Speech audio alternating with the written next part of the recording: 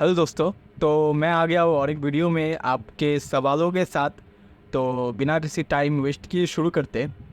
सबसे पहले ये शिवानी गुप्ता ने पूछा है, आ, आपने मैथ्स यूट्यूब से किया, मेंस डीआई और पेड से।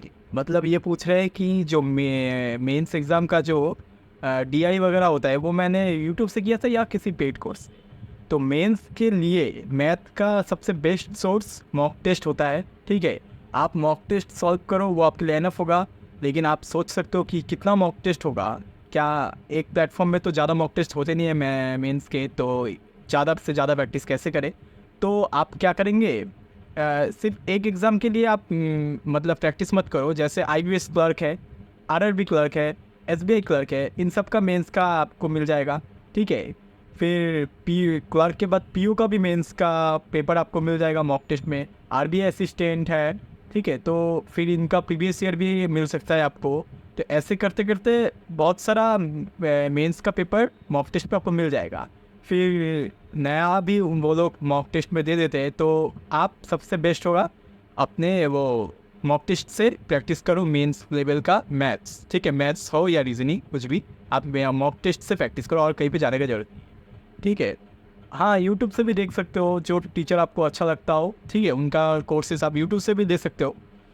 ठीक है, उसके बाद नेक्स्ट क्वेश्चन आए, ये कि किसी ने पूछा है, सर मैं क्वांट में ज़्यादा अटेम्प्ट नहीं कर पाता हूँ, क्या करूँ, क्वांट्स को कितने दिन में कितना आवर्स देना है। मतलब ये बेसिकली पूछ रहे हैं कितना घंटा पढ़े, मैथ कितना घंटा पढ़े। मैं कितना घंटा पढ़ता था, देखिए मैं कोई घंटा नहीं पढ़ता था, मैं ऐसे टाइम सेट करके नहीं पढ़ता था कि इतना आवर मुझे पढ़ना ही है पढ़ना ही है। मैं डेली का ऑल्टरनेट करके पढ़ता था, एक दिन रीजनिंग एक दिन मैथ। ठीक है, तो रात को मैं पढ़ने बैठता था और अप्रोक्स अगर बोले तो शाम 6 से पढ़ता था, फिर बीच बीच में गैप भी लेता था। ठीक है, और रात 1 बजे तक मैं पढ़ता था, फिर सो जाता था। ठीक है, तो ऐसे कोई टाइम नहीं है फिक्स्ड जो इतना बजे से इतना मुझे पढ़ना ही है। बीच बीच में मैं गैप लेता था, 1 घंटा आधा घंटा गैप लेता था, वर्कआउट भी करता था। ठीक है, तो कह सकते हो 6 बजे से 1 बजे तक, लेकिन बीच में गैप है, तो इतना घंटा मैं पढ़ता था। लेकिन आप कोई टाइम फिक्स करके मत पढ़ो, आपको जितना टाइम चाहिए आप उतना टाइम पढ़ो। हो सकता है आपको कम टाइम में आप पढ़ लेते हो, या फिर हो सकता है आपको मुझसे भी ज़्यादा टाइम चाहिए होगा पढ़ने के लिए, तो ये आप पे डिपेंड करता है। तो टाइम फिक्स्ड मत करो, जितना टाइम आपको चाहिए आपका सिलेबस कंप्लीट करने के लिए या आपका एक दिन का टारगेट कंप्लीट करने के लिए उतना टाइम पढ़ो, बस हो गया। नेक्स्ट क्वेश्चन आए, बुकअप कैसे करें, बुक या यूट्यूब, बुक्स कौन सा अच्छा हो सकता है, आपने बुकअप कैसे और कहाँ से बुक किया था। देखिए, मैंने जो बुकअप किया था ना, मैं तब एसएससी के लिए पढ़ता था। तो एसएससी का जो किरण पब्लिकेशन का बुक आता है प्रीवियस ईयर, उसमें से मैंने बुकअप किया था। तो उसमें अगर synonym antonym one word substitution और फिर इडियम्स एंड फ्रेजेस, ठीक है, ये होते थे। तो सब कुछ मिला के अप्रोक्स 3 से 4 हज़ार वर्ड्स था। तो इतना सारा वर्ड्स मैं कैसे करता। ठीक है, 3-4 हज़ार वर्ड याद करना बहुत ही बड़ा चीज़ है। तो मैंने ये टारगेट ऐसे नहीं दिया, मैंने क्या किया, हर एक दिन मैं 20 वर्ड करके पढ़ता था। Synonym 5, antonym 5, idiom 5, one word 5। ठीक है, 5-5 हो गया 20 वर्ड। तो 20-20 करके मैं पढ़ते गया और 3-4 महीने बाद ये ऐसे मैंने कवर किया। ठीक है, हर दिन का मैं 20 वर्ड का टारगेट लेता था। तो 3-4 हज़ार वर्ड अपने आप कब कंप्लीट हो गया, ये आप सोच भी नहीं सकोगे। ठीक है, वो कहते हैं ना, कोई भी बड़ा काम हो उसको टुकड़ों में तोड़ो और उन टुकड़ों को टारगेट लगाओ। ठीक है, कि आपका दिन का टारगेट ये टुकड़ा है, ना कि वो बड़ा काम है।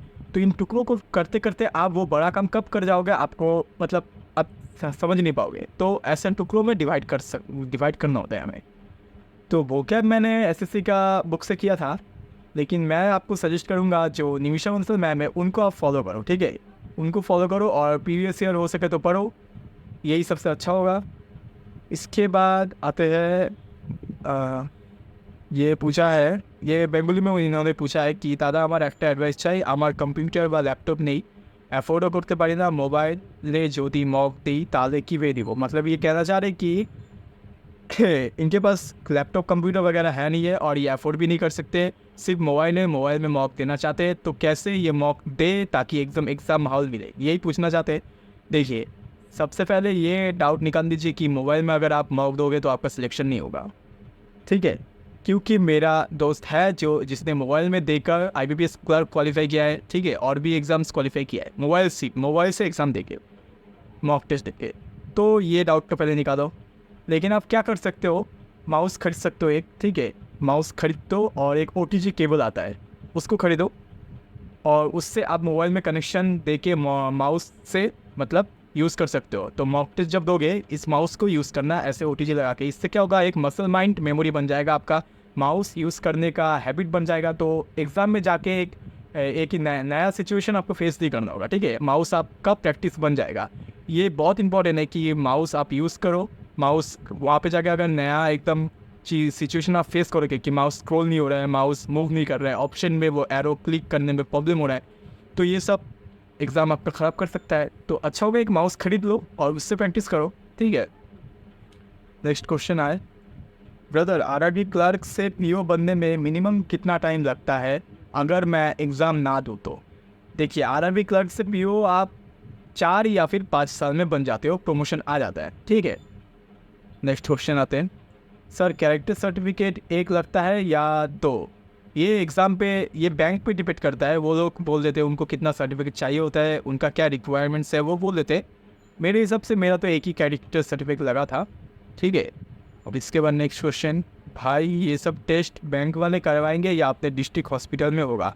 मतलब ये पूछ रहे हैं वो सब टेस्ट जो मेडिकल में होता है, ठीक है, वो सब मेडिकल टेस्ट क्या बैंक वाले करवाते हैं या मैं हॉस्पिटल में होता है? तो मेरे टाइम में तो ये डिस्ट्रिक्ट हॉस्पिटल से करवा के मुझे साइन वगैरह करवा के लेके जाने के बोला था, ठीक है। इसके बाद आते SBI क्लर्क में होम पोस्टिंग मिलता है क्या? ज़रूर मिलेगा। अगर आपके घर के पास वाला SBI में वैकेंसी है तो आपको मिल जाएगा, मिलने का चांसेस है। और होम पोस्टिंग ज़्यादातर मिल ही जाता है, ठीक है, तो ऐसा कोई बात नहीं है। वो लोग देखते हैं कि आपका घर के पास कितना दिया जा सकता है, तो ऐसे ही मिलता है, चांसेस है, हाँ। इसके बाद ब्रो मुझे बहुत चिंता हो रहा है कि क्योंकि RRB क्लर्क में डेट ऑफ पासिंग मिसमैच हो गया है, क्या प्रॉब्लम हो सकता है? Please reply. मेंस अभी मेंस देने वाला हूँ, मैं अभी मेंस देने वाला हूँ, तो ये तो प्रॉब्लम होगा। अगर आपका डेट मिसमैच हो रहा है तो ये बहुत बड़ा प्रॉब्लम होगा, क्योंकि नोटिफिकेशन में साफ साफ लिखा होता है किस डेट से पहले आपका रिज़ल्ट इशू हो जाना चाहिए, ठीक है। अगर उससे पीछे आपका रिज़ल्ट इशू हुआ है, कुछ मिसमैच हुआ है, तो ये डेफिनेटली आपको प्रॉब्लम करेगा। ये सब आपको नोटिस पहले देख कर फॉर्म भरना चाहिए। अगर आप मेंस दे रहे हो इस टेंशन में, तो इस टेंशन में मत दो, मेंस दे दो, अच्छे से मेंस दो, नेक्स्ट ईयर फिर आपको देना पड़ेगा। इसके बाद आता है कंप्यूटर में आप लास्ट 10 डेज में क्या किए थे और करंट अफेयर्स के लिए क्या किए थे? कंप्यूटर में ऑलिव बोर्ड का जो बोल्ट का PDF आता है उसी को मैंने अच्छे से पढ़ा था, अच्छे से रिवाइज दिया था, तो कंप्यूटर कट ऑफ क्लियर हो गया था मेरा, ठीक है, और कुछ नहीं किया था मैंने। इसके बाद करंट अफेयर के लिए मैं FS क्लाउड पढ़ता था। FS क्लाउड का जो डेली का Q&A PDF आता है उसको पढ़ता था। मेंस एग्ज़ाम से जो लास्ट 4 मंथ है उनको एकदम अच्छे से किया था, लेकिन ओवरऑल बोले तो मैंने लास्ट 6 मंथ का करंट अफेयर पढ़ा था।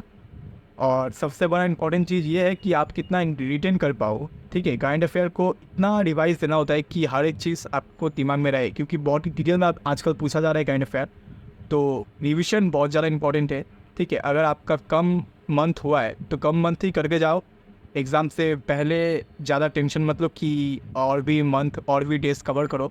जितना हुआ है उनको रिवाइज दो बार बार, वो सॉलिड होना चाहिए, ताकि ऐसा ना हो जाए जितना आपने पढ़ा वहाँ से क्वेश्चन आ गया और आपको एग्ज़ाम में याद नहीं आ रहा है, ऐसा नहीं होना चाहिए। जितना आपने पढ़ा उसको सॉलिड बनाओ, फिर नया करंट अफेयर पढ़ो, ठीक है।